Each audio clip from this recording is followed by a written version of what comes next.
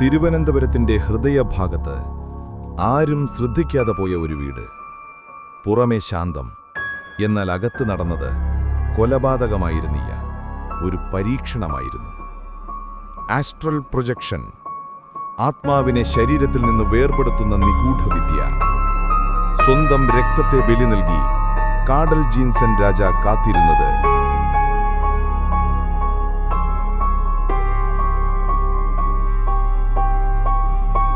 ഒരു ഉയർത്തെഴുന്നേൽപ്പിനായിരുന്നു. കമ്പ്യൂട്ടർ സ്ക്രീനിലെ തെളിച്ചത്തിൽ അവൻ ലോകം മറന്നു. ശരീരം വെറും കൂടാണെന്നും ആത്മാവ് സ്വതന്ത്രമാകുമെന്നും അവൻ വിശ്വസിച്ചു. പക്ഷേ ദിവസങ്ങൾ കഴിഞ്ഞിട്ടും ആരും ഉണർന്നില്ല. ബാക്കിയായത് കത്തിയമർന്ന ഡമ്മികളും മരവിച്ച നിശബ്ദതയും മാത്രം.